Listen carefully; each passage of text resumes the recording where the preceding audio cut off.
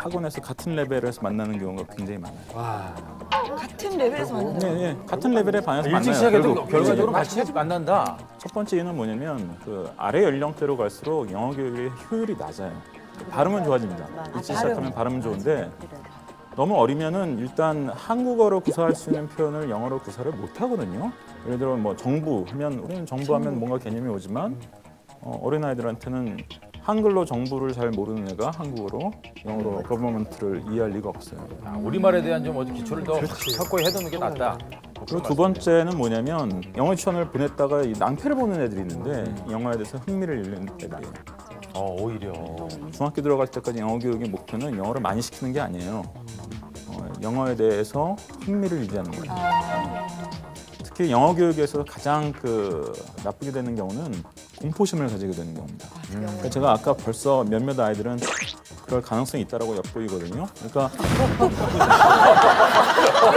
몇몇 분은 지금 이미 엄마들이 공포심을. 나는 아니겠지. 이러면서. 악어겠지, 악어. 그러니까 뭐 2살부터 한다든지 이거는 좀 별로. 잘 그건 생각. 아이가 하나라서 그러신 거고요. 네네. 저희처럼 아이가 한 넷쯤 되면 그런 거 다 초월하고 생각됩니다. 초월했군요. 예. 강남 엄마 한 분 계세요. 강남 엄마 제대로 우리 또. 전형적인 강남 엄마 계십니다. 조민희 씨, 네네. 예, 뭐 치맛바람에 거의 뭐 일조하시는 분이시죠. 뭐. 예. 사실 뭐 장난 아니죠. 근데 제가 지금 이제 사는 곳이 삼성동이에요. 근데 영어 유치원 얘기했잖아요.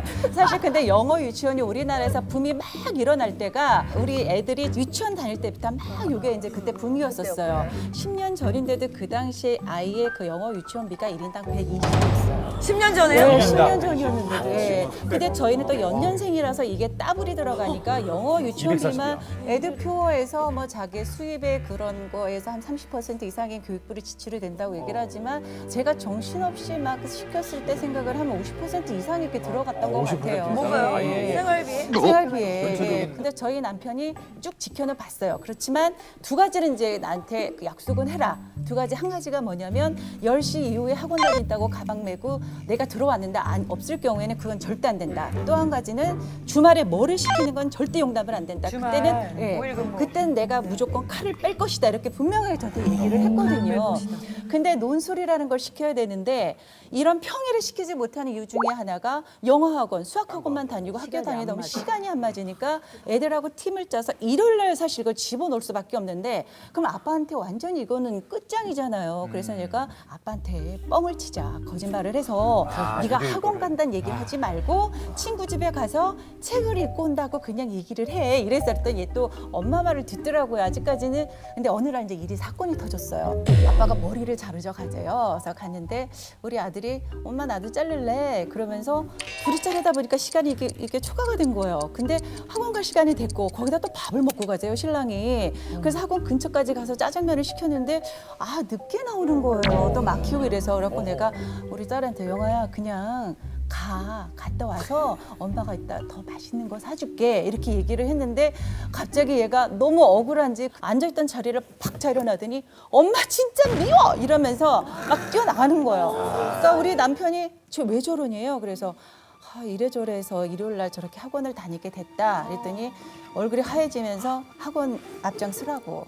그래도 정말 가가지고 학원 문을 열고 공부하고 선생님 있는 데서 나오라고. 그냥 나는 이제 막 벌벌 떨고 있었어요. 이제 큰일 났다. 오늘 난 뒤지게 혼나고 정말 부부싸움 나겠구나 벌벌 떨고 있는데 그냥 차에 타래요. 그러더니 아무 소리도 안 하고 1시간 동안 그냥 서해안을 밟기 시작을 한 거예요. 서해안? 서해안을 달렸어요, 무조건. 그냥 바닷가를 향해서 쫙 달렸는데 좀 지나고 나서 이제 한마디를 하더라고요.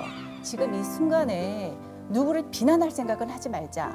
하지만 그 사람이 내가 어떻게 하면 행복해질 수 있는지를 한 가지만 생각해 보라는 거예요. 근데 그 순간을 딱 듣는 순간 가슴에서 이렇게 뭉클하고 너무 미안한 감정이 그래. 멋지시다. 어차피 공부를 시키는 것도 그 애가 행복하기 위해서 시키는 건데 걔가 행복이 아니라 불행으로 내가 쳐놓을 수 있겠구나. 이건 나의 욕심이고 나의 걔에 대한 기대치가 너무 크기 때문에 오히려 아이를 망가뜨릴 수 있겠구나 하는 생각 때문에 그 사건 이후로 정말 거짓말 안 하고 모든 가위를 딱 끊었어요. 그래서 여태까지 그 학원을 끊고 모아놓은 돈이 있잖아요. 여기 아빠는 우리 둘째 놈은 이제 되게 이제 개구지고 좀 그런 거 있어. 얘는 더 인성적으로 키워야 된다 이러면서 올여름에 무진장도 왔잖아요. 북토대장정을 11박 12일을 걸어서 애 혼자? 네, 혼자 600명 속에서 그냥 사진 집어넣은 나오고 거예요. 있네요. 네, 네, 저 우리 아들. 아, 네, 네. 네. 그리고 뭐 리더십 캠프 하고 자원봉